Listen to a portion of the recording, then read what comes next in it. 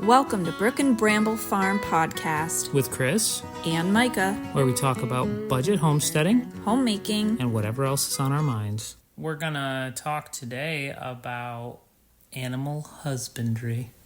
Yes. But we should preface that by saying we are not livestock experts. You're an expert on being a husband.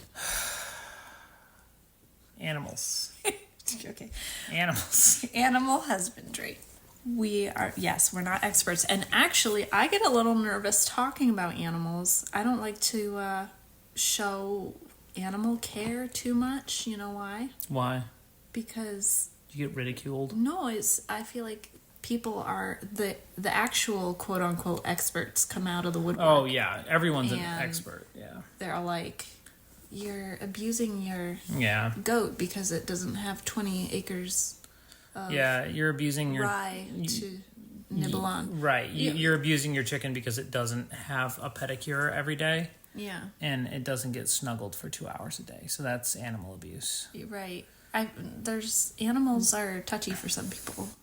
Yeah, they really are. And we're not disparaging people who love animals. Well, we love animals. We do, actually, but we personally don't feel like we need to treat animals like they're humans. I don't think you need to spend every waking moment serving your animals. Yeah, and honestly, that would be, in our view, defeating the purpose of having animals. Yeah, they're more for us than we are for them. Yeah. Is that okay? Animals were made for man, not man for the animals. But I do find that the smaller the animal, the more intense people get about them. Yeah, do you think people have like pet crickets that they're like vehemently, violently? So let me say what I mean about that. Okay. I am in a lot of Facebook animal care groups. Yeah. Cow people are super chill. Mm-hmm. If you have a cow problem that's like you've done all you can, whatever. If you've taken it to the vet, you've tried this and that, they will say, put it in the freezer. Yeah. They will not, they're chill. They're not gonna. Yeah, I think they're realists. They're more not realists. Call the police. Because well, you say that, but I actually would say the antithesis on the cow would be the horse. Oh, okay. Well, let's talk about livestock. My theory though is that the smaller the animal, the more intense, and maybe horse is the exception. But you get down to rabbits, and rabbit people are so intense, and then even some rat. Let's not say all people. We're not gonna. I'm gonna say all people, all fish people. You're just gonna throw them all into a box. Extremely. Do you own a perch? Intense. This is focused at you. We have fish tanks, and I will never show a picture of them online. Yeah, you will be ridiculed by the fish people. They'll come out of the woodwork. That I will get angry, not because we abuse our fish. No, we don't. No. But what you would get someone who's saying somebody's going to see something wrong. Yeah, that they're going to see is wrong, and then they are going to go way too far in their response. Like, you'll get a response. I'm just hypothetically coming up with a response, but it'll be like, "Do you treat your children like that fish?" Yeah. You know, things like that. It'll always be like, "Would you do that to your children?" No, we wouldn't. No, because the fish are not our children. They're not our children. Anyway. But back to animal husbandry. Our approach to animals is very, very, very simple. If the animal is not useful, we don't have pets. What about the parakeets? Okay, we have some pets. And the fish. We don't have... The fish serve a purpose. They ward off They threaten the insects in the area. We have fish because we had a child who was obsessed with fish. Yeah, Margot loved fish. She went through a sea and ocean creature phase, which I think she's still kind of in. Yeah, and I think she learned a lot from it, too. She could probably talk to people about the Midnight Zone all day. But if it was just you and me, we would not have any useless critters. Yeah, and I would say maybe the caveat to that is we don't have any pets that are, really expensive to care for or really high maintenance. We won't have those pets because we don't. Say it. We don't have a dog. We don't have a dog. Yes, and I honestly, the only time I could ever see us, I'm not against people with dogs as long as your dog. We'd have to be against millions. Yeah, that's what I'm saying. But what I'm saying though is, if your dog is well kept, the people who don't Dogs are great. Dogs are great if they are well kept. You know what I'm saying? Like, people don't just assume that their dog is the sweetest dog in the world. Oh, yeah. And so it just lets them roam free in the park and, like, go up and, like, he never does this. Yeah. Yeah, he never attacks small children like he just bit your child's finger. You know, so anyway. But dogs are fine. Dogs are fine. We're just Actually, not going to have one. They're so expensive and they don't do much for us. Well, there's that, and I think... Unless we had a livestock guardian That's the dog. thing. If we had a dog, if we had sheep, Yeah. and we needed a guardian dog, at that point, it would not be a pet. It would be a useful... And so it comes back to, we're not against dogs. It's just that Let it be known. we don't have one because it does not serve a purpose for us other than pet-like purposes, which we don't have time. From a budgetary standpoint, which is how we look at a lot of things, Yeah. dogs are not worth it for us. And because dogs can be a huge expense. A tremendous expense, yeah. Yeah, exactly. Dog food is so expensive. Dogs are expensive. Keeping ticks off of them is expensive. Like, we already have enough expenses with the animals we've been hard on dogs. Let's move on. Yeah, so basically our approach is, if the animal doesn't provide something in return for us keeping it alive and fed and happy, then we don't need it. And that actually goes not just in terms of like food or milk or eggs or whatever.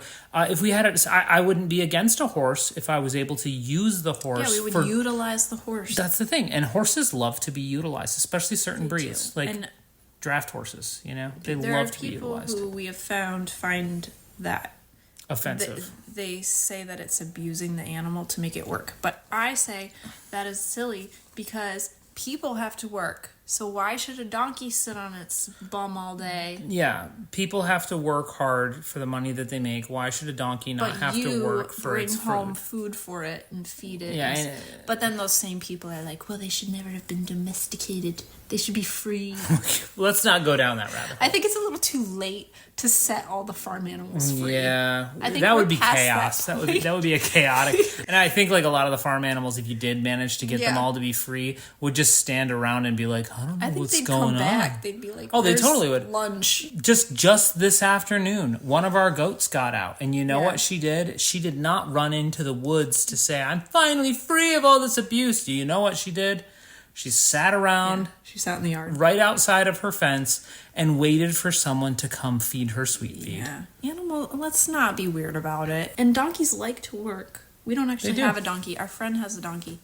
And we found And- that the sight of a donkey pulling a cart is very triggering. Which is funny, and it's usually said by someone who doesn't own a donkey. Well, they don't realize donkeys like it. Like The thing is when you they have fun. when you put Annie on that cart, man, she just wants to pull that cart around. Watch her go. She loves it. But anyway, coming back to, we don't have animals that don't work for us or don't give us something in return. And that's actually part of the symbiotic relationship I think people are supposed to have with livestock. I think that livestock has this role, especially if you're going to be a homesteader, that there's a couple of things they provide for you, right? First of all, like the goats we have, they will eventually provide us with milk once they're bred. Yeah. The chickens provide us with eggs, and ultimately, if you have enough roosters, they sometimes will provide you with some meat. The cow provided us with milk, and we raise the steer for meat. And they don't just provide those things, though. Like, you're not waiting necessarily for the end product result. I mean, being that I love composting, you think about like just the manure you get from your animals is actually tremendously beneficial, and it's basically free, other than you have to feed them. But you can then their waste is useful. yeah, their waste, especially if you've got herbivores. You know, pigs probably not so much. Maybe not. Yeah. But if you've got herbivores, you got a cow, you've got goats, sheep, whatever. Rabbit droppings are amazing compost. And so they give you back stuff that you don't necessarily think is a benefit, but it really is. And so especially if you have a garden, it doesn't matter how big the garden is, it can always benefit from some compost from your animals. And another cool thing is that your waste, like the food waste from the kitchen, I mean, like scraps and that. Not kind of what thing. comes out of your septic tank. That would not be good. No. We're not talking about that. That's not where I was going. I shouldn't have called it waste. Well, you did post a reel with a picture of our sawn in half outhouse out there. yes, So, you know, yes. people might be off on the wrong track. So We're clarifying. We're talking about kitchen waste. Yes. Kitchen scraps. And you have a lot of scraps when you have toddlers.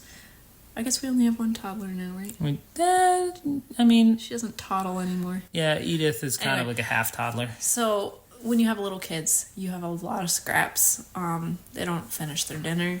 No matter how little you serve them, there's some left on the plate. Yeah. And so we give that to the chickens, and that supplements their diet really well, and they eat everything. Chickens eat everything. Anything, yeah. And actually, I think chickens are a true omnivore, and I don't buy the you should be feeding your chickens only grain and herbs and stuff. They are chicken scraps.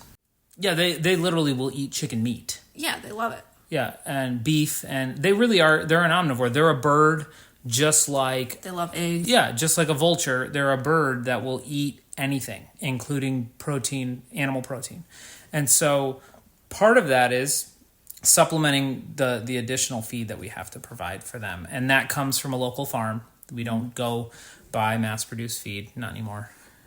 As of last month. Yeah, no, it's been a couple months. Yeah, we do buy them really nice. Really good local food. Food. But anyway, the big question I think some people have is, well, you guys have the land to have the animals, but the reality is, I don't think you need that much land. For depending on the animal. You know, you're not going to get a pet elephant on a half an acre. It's just not going to happen. Sorry. Even a cow, you know, it would be hard on less than an acre to have a cow. I'm not saying it's impossible. You could definitely do it if you had the budget for hay. Here's the thing about cows. We were so worked up about, like, they need enough space or whatever. You build them a nice big paddock, and they will just sit in one spot. Yeah, it's true. Actually, and you know what? We did have our... No, I'm talking about in the winter when you're not feeding them. Like, if they were grazing, yeah, they would be all... Yeah, during the winter, they don't care. They'll just hang out in one spot. They just sit there. And to be fair, we did put our cow on... Our back paddock is only probably a quarter acre. Mm-hmm. And, you know, it's strictly a paddock. So if your house is on a quarter acre, you've occupied some of that space with the house and the leach field and stuff. But we had our cow on a quarter acre for the better part of a year. Mm-hmm. And we were feeding her with round bales, and she was happy and fat and sassy.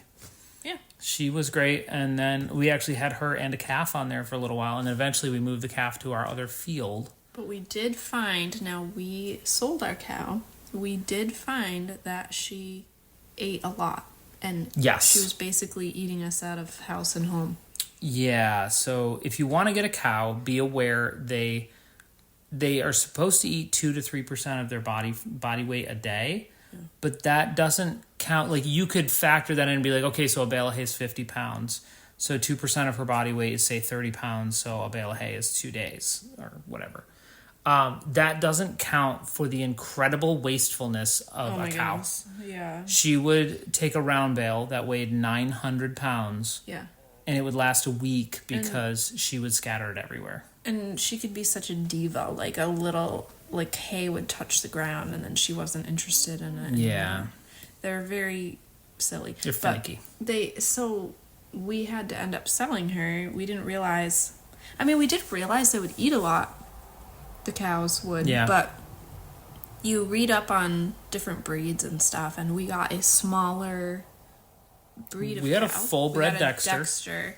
She was an Irish and Dexter. I still love Dexters. I thought she would be a good fit for us, and for a while, I think she was an. Let's be fair. She was an excellent cow.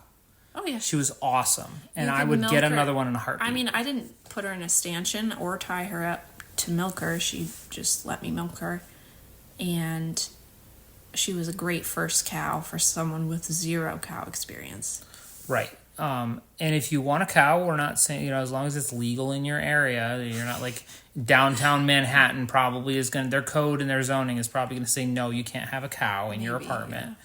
Yeah. But if you have, you know, half an acre somewhere and it's legal and you have what seems to be a good space to fence in for a cow, you legitimately could have a fairly small cow like a Dexter. Now, a Dexter, an Irish Dexter is probably a 3/4 size, maybe like a little over half size cow. Even a small cow is a huge animal.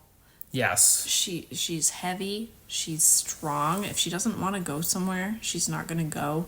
You can't pick her up. You and can't move make her. her do what she doesn't want to do. I mean, you can tempt her with food, and that's how we moved her from place to place. That's true to a point where even Sweet Feed did not tempt her. Like if she got out of her paddock and our yard wasn't mowed, yeah, she would want the grass instead of your Sweet Feed. You'd try to get her back in, and she would just be like, nah. Yeah, and she was very, very strong. Our first paddock I built with high tensile wire that was strung between fence posts, and that stuff is like, if you've ever tried to cut it, it's like hardened steel. Mm-hmm. She would lean through that stuff so heavily that she'd pull barbed staples out of the fence posts, and she got out one day, right? Because she broke the calf. They were just grazing, and they kept pushing far harder and harder. Yeah, and she eventually broke it. Casually walked right out.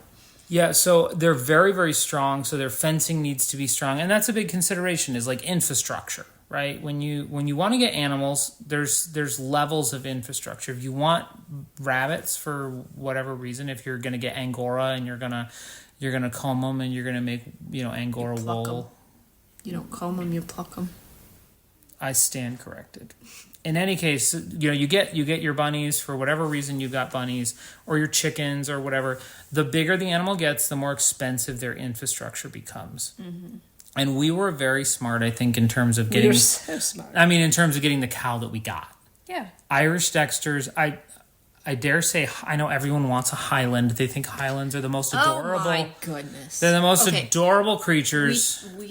We have experience. We have experience with Highlands. We talk down about dogs. Should we really touch on Highlands? No, I'm not talking down on Highlands. We're too passionate. I really like Highlands. I think they're the coolest animal, just because they're long hair and they're shaggy. I like them too, but guess what? They're trendy. They're not what you think they are. They're not going to give you any milk. They're a meat cow. They are a meat cow. The other thing I think a lot of people don't realize about Highlands is how incredibly huge an actual Highland is. And their horns are solid 2 feet. They can be lethal. So we have experience with Highlands. 1 day of experience. About 2 years ago, our cows were in our paddock at 2 a.m. We had a guy come down our driveway, and he goes, "Do you have cows?" And we were like, "Yeah." And he goes, "I think they're out." And that, of course, like, we had just gotten the cows like a week before. And we were, maybe not a week, but yeah. But I'm terrified now. Like, are our cows out somewhere? Are they going to get hit by a car? He goes, "Yeah, are they brown?" And I was like, "No." So then he goes, "Yeah, they ran down into your field." So I was like, "Okay, well, if I see them, I'll let you know." And our cows started mooing really loud, 2 a.m. That's like kind of out of character. Mm-hmm. And so in the back of my mind, I'm like, what do you think the odds are that they're still in our yard? So I got up, and at 2 a.m., I clicked on a flashlight, and there are 4 sets of eyes outside of our paddock staring back at us. And they were... 4 sets of eyes? 4 eyes, not 4 sets. Actually, it was 4 sets, because it was our cow, her calf, and 2 Highlands. The Highlands belong to people up the road, and Highlands are cute, but in the night, they're terrifying. In the light of a flashlight, and one of them was a bull. It's like seeing a Yeti. Like they're terrifying. Like a monster. Yeah, and you don't realize how incredibly huge, especially a Highland bull is. He had to have run 1,600 or 1,700 pounds. He was massive, and all he wanted was to be near the cow that was in the paddock, and so she was. I don't remember if she was locked up. Nutmeg was locked up. That's what it was. Calf separating, which is where you put the calf in a separate pen from the mother at night so you can get the morning milking. Then you let the calf out, and the calf is able to drink all throughout the day, and then you separate them again at night. Okay, so... Just thought I would explain Thank you. Yeah. So, anyway, we thought it was best if we let Nutmeg out. Well, they were freaking out because she was like, they were all, tensions were high. Fortunately, I had just put barbed wire up around the entire paddock so they couldn't easily break through.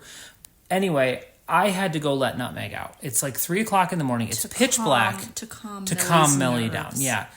I'm out there with a flashlight, and if you've ever had the dream where you're wandering through the woods and this creature that you can't really tell is following you. What? Is this a common dream? It might not be a dream. It might be a movie. I don't know. Okay. It reminded me of like Bigfoot documentaries. Okay. So you click on this flashlight and you can see the cows, the two Highlands, and they're wandering around the paddock.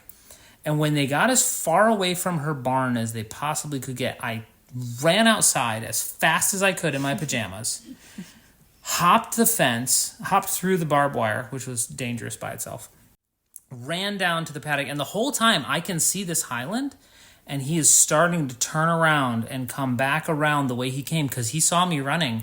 And I think he just wanted to be my friend, but he was a bull. I wasn't about to chance that. You just want to say hi. Yeah, that's probably what he was doing, but I wasn't going to chance that. Anyway, I ran down, I let Nutmeg out, and I booked it back to the house as fast as I could. And I felt like the whole time that bull was right behind me. I know he wasn't. He kind of was. He was following you. He was following me around the fence, and it was terrifying. And I was in my pajamas with a flashlight for defense. Yeah. So, anyway, say all that to say, people think Highlands are the most adorable cows. We're not a fan. He wrecked our apple tree. He did destroy an apple tree. And then they came to get them in the morning, and they were like tempting them into the trailer with Wonder Bread. Yeah, and as they were trying to get him into the trailer, the guy told us that once the cow is in the trailer, the bull will just follow her in. Well, no, you got the bull in. No, that's what it was. The cow would follow him in. The cow was not having it. No. Running through, our neighbor had just planted our field with brand new soybeans. They were just coming up, and that cow trampled through the field, running all over the place. And actually, at one point, an Amish guy, I thought he worked for them or something. He didn't even know. No, he just stopped to help. A friendly neighbor. Yeah, so he stopped to help, and I don't know if it was him or the guy. One of them got hooked by the cow and thrown like 4 feet into the air with the horn. And they got the horn. And that comes back to, I think we were a little ignorant. If you're going to get animals, learn as much about them as you can. The big thing, I think, with cows is people don't realize that they are so huge and so strong compared to you that they can seriously injure you without ever even meaning to. And you can't trust them. Well, so they will flick at a fly, but they have weapons on their head. Yeah. And they can get you without meaning to. Like, they're not being malicious. Yeah. But they have giant weapons on their head. And I think people know horses can kick. They probably don't know cows can kick. And my goodness, if a cow were to catch you in the shins on a kick, it would snap your leg in half.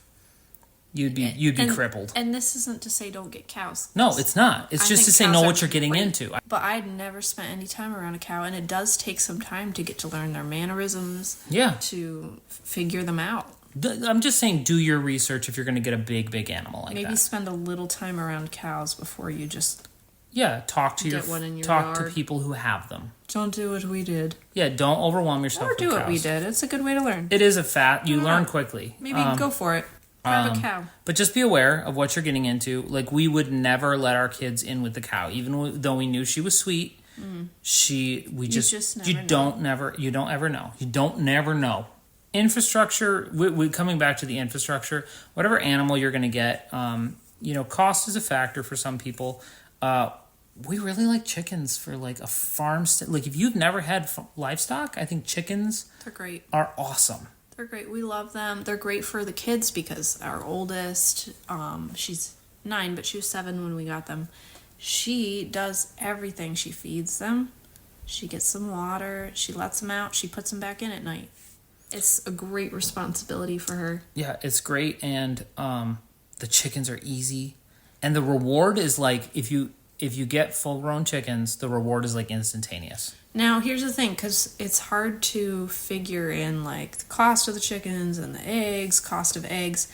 If you have 2 dozen, not 2 dozen, but like a dozen eggs a day, and you don't usually eat that many eggs, if you have them, you'll find ways to use them up. You'll definitely use them, yeah. So they will cut down your grocery budget just by the fact that maybe I'm going to make a quiche for dinner instead of something else I would have made. Or maybe I'm going to make eggs more often for breakfast or whatever. Like, you end up eating healthier, I think, if you have the eggs. If you have the eggs, and they are so much better for you than store eggs. They're so much fresher. And the other thing I think is don't read articles, because there's so many articles done by mainstream media and usually done by people who don't have chickens because their argument is, well, store-bought eggs are cheaper. They're always going to be cheaper than owning your own chickens. The reality is they factor in things that are one-time costs that you don't ever need to build again. One of them is your coop. If you build a good coop, it'll be that way. It'll be there for 20 years. Or get a second-hand coop. That's like, what, they come up all the time, like a free shed. Right. You don't need to use their example of you don't need to use their example of Amazon. This coop costs $4,000. You know, something out of pallets. People do that. Yeah. So you can. And they eat ticks. You can. Yeah. Do your store-bought eggs eat ticks? Not usually. No, they don't. The cost for chickens is kind of as much as you want it to be. There are people with really glamorous chicken coops that you see on Instagram all the time. You don't need one of those necessarily. If you want one, that's awesome. I would love one. You could even do that on the cheap. Yeah, I mean, I would love one. It would be cool to have a really glamorous coop. Chandelier in it. Yeah, something like that. Yeah. And maybe we should buy a chandelier for this one. We should. Marketplace. There's probably chandeliers everywhere. So chickens are reasonably cost effective. They used to be really expensive when the bird flu thing was going around, but actually we went to Tractor Supply the other day and chickens are back down to $4.99 for a chick, which is reasonable. Should we get some more? No. No, we have too many already. Okay. That's the other thing you got to factor in is what's kind of the holding capacity of your land and what's enough that will give you enough eggs but not overwhelm you. Yeah. Currently, if you get 5 chickens, you will have 40 eventually. It's called chicken math, right? Yeah. You ever heard that? Yeah, I have. You start with a few, because when we moved... They're kind of a gateway drug. Let's just get 4 chicks, but they don't even let you buy 4 chickens. No, you have to buy a minimum of 6. So we got 6, and then very soon after that, we got 6 more. And people gave us chickens. Yeah, people were like, "Hey, I have this chicken who's not getting along with the other chickens. You want it?" Yeah, it was actually great, and every additional chick does not add that much more to your budget. Yeah. You know, the amount of feed that. The other thing is chicken food. Compared to if you have a dog already, you're gonna be so shocked at how cheap chicken food is. Yeah. $13 for 50 pounds will feed. And they supplement their own diet with bugs and... Whatever. Right, yeah, if you free range them and let them wander. I mean, it's even better if you have a perimeter fence around your property and you can just let them wander wherever and they can't cross the perimeter fence. Sometimes restaurants will give you their food scraps. Yeah. Isn't that a thing? It is. Yep. If you can find a restaurant that's trying to get rid of food scraps, you can feed your chickens for free. You could. The bigger the animal you get, the more expensive the infrastructure becomes. Mm-hmm. But not necessarily. But you don't need a barn for a cow. Well, there's a caveat to that. Don't tell people what's not necessarily... You don't need one. If you have a Highland or a Dexter, you're right. You don't. They're hardy cows. And it depends on where you live, too. Even a Holstein or something. A Holstein is huge, though. You can have an open... A shed. You could have a cattle shed. A small shed. But they need some cover. They need cover, but they need ventilation, too. Yeah. You don't need a closed building. Right. So... But it doesn't have to be huge. My other point is it depends heavily on where you live. You know, our listeners could be in northern Canada or they could be in Florida. Oh, and here's the thing about cows. You shouldn't just get one cow because they are social. They need a friend. They will be mooing all the time if you get one. However, a cow and her calf, that counts as a little herd. So we bought a pregnant cow and she had her calf a few weeks later. And they were together for 7 months, and we calf shared, and that worked really well. But then when we separated them, we started to have problems. Yeah, he was starting to ruin her udder. Yeah, and so we separated them, and our poor neighbors. She was so like crazy, loud. And I felt bad, but I mean, she needed a break. And then shortly after that, we realized we couldn't keep her. It wasn't working out. Yeah. And then after we sold her, we got the goats, and we have not milked them yet. Yeah, so infrastructure-wise, the big thing I think a lot of people underestimate who have never had to do it in the past, and maybe it's just me, fencing is an incredibly time-consuming project. Mm-hmm. It's like an all-consuming project until it's done, and you think, once you got the fence posts in, this is going to go quick. But fencing with wire or whatever you're doing just takes so long to build the infrastructure. It's expensive to a degree. Again, you don't need, super high-end fencing to keep an animal. But if you're going to get goats, a single strand of electric is not going to work for them. They will escape immediately. Whereas if you have pigs, a single strand of electric is going to be fantastic. They'll bump it once and that'll be it. The animal. And when we were trying to set up fencing, it was a whole thing like, do we get a tractor? We ended up getting a tractor because we wanted cows, right? Yeah, and because of the auger. We ended up I think we got the tractor, and then we realized we needed an auger for it. I thought that's why we got the tractor. We got the tractor because it's we amazing. Wanted a tractor, but we were like, we're gonna need an auger. Yeah, and then once you get a tractor, it's like anything else. It was like if you give a mouse a cookie.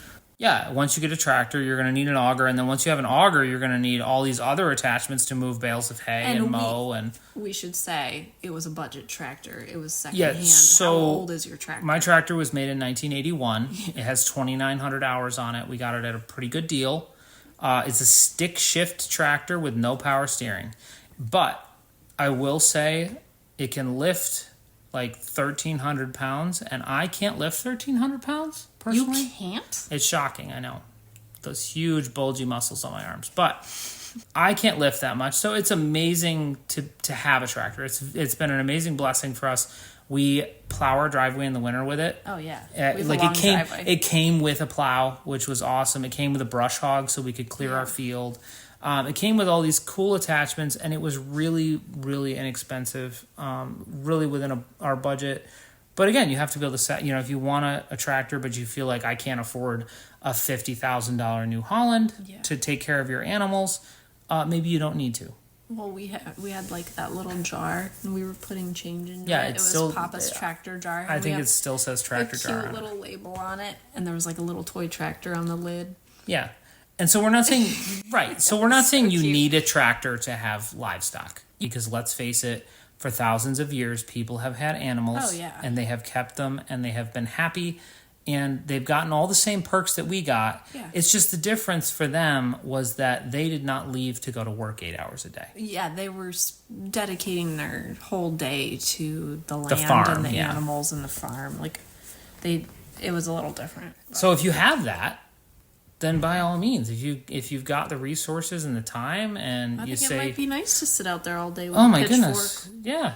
I mean, if your kids are older, if you got an army of kids that's old enough, man, you don't need it. Forget about tractors. You got an army of children, that get more done than a tractor ever will. So far we have annoyed dog owners, Highland fans, and now we're talking about armies of children. Well, why not? I listen, if my kids were old enough, I would definitely ask them to help me move poopy hay. Yeah. We don't recommend child labor necessarily.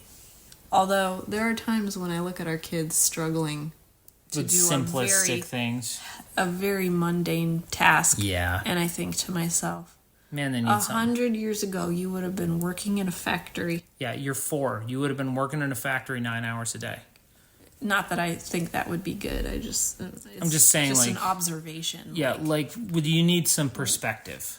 Like maybe you're built a little differently than the turn of the century. No, I think our kids today are built about the same. They're just not. I think they just specific aren't born children into such adversity. Yeah, I think such children. Is adversity the answer? I don't want to give them more struggle. Honestly, I think they're never going to grow beyond that without being out of their comfort zone. So I think you need to push them beyond their comfort zone, and that includes when working. They're comfortable. They're so cute.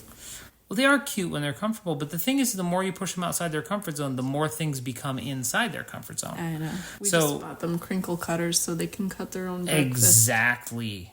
Game changer, people. They cut up their own dinner tonight. It was really cute. Yeah, they cut up their own dinner, and actually, Agnes cut her hamburger so fine that she basically turned it back into ground beef. She totally did. We started with ground beef. We made a burger out of it. We cooked it, and then we gave it to her, and she ground it back into ground beef. And then she cut up her bun, and then she was like, I want it like a sandwich. Yeah, she cut it into like 10 pieces. For that. She was just going to town with her little cutter. So we'll link those cutters in our Amazon store, though. Check them out. They're check out our Amazon link. We have for to those wrap cutters. it up, and we didn't do our history time. Oh shoot. Okay, so In honor of Margot's studies of Molly, the American Girl doll. And also the fact that we're still currently in June, and June 6th. Oh, yeah, June 6th. 1944. We're going to talk about Normandy and the Normandy invasion. D-Day.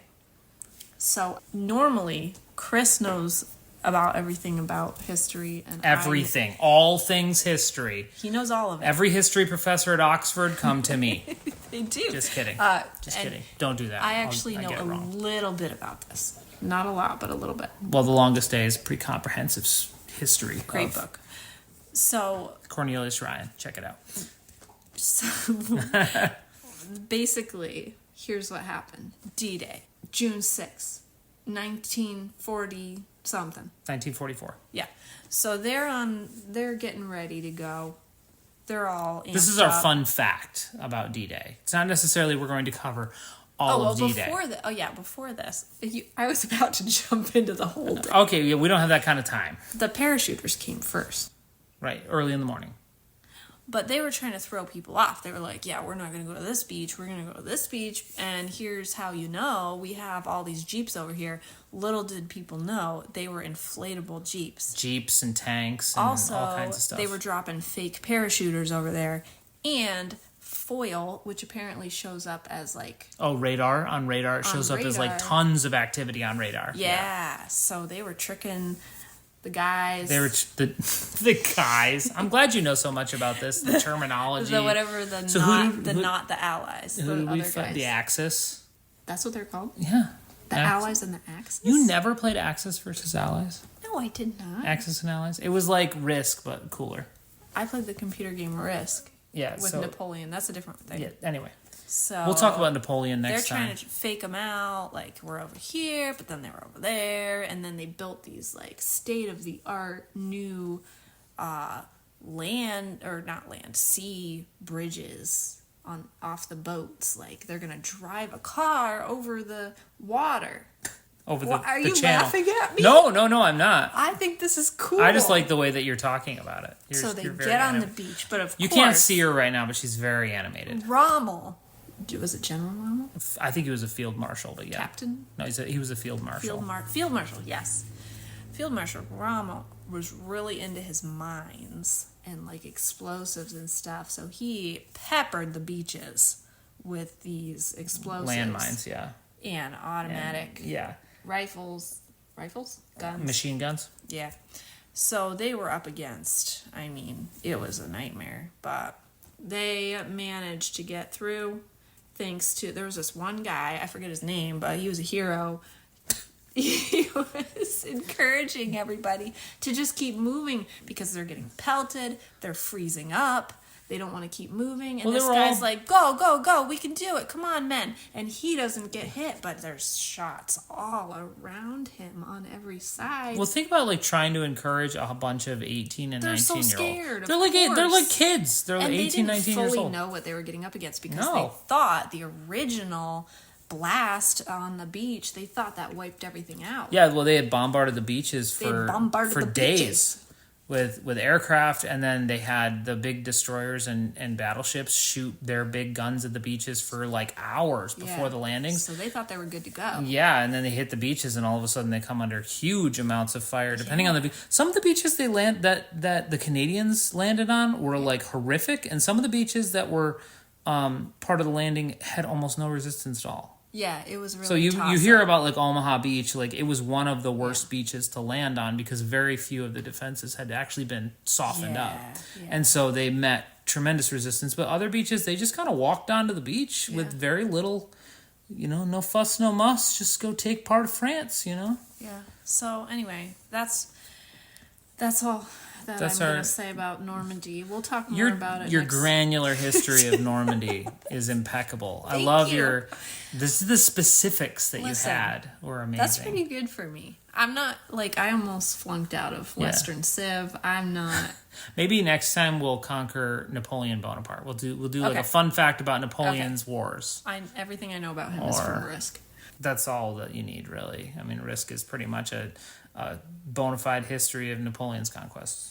Thank you for listening. Please leave a review. Yes, and leave comments. But be nice.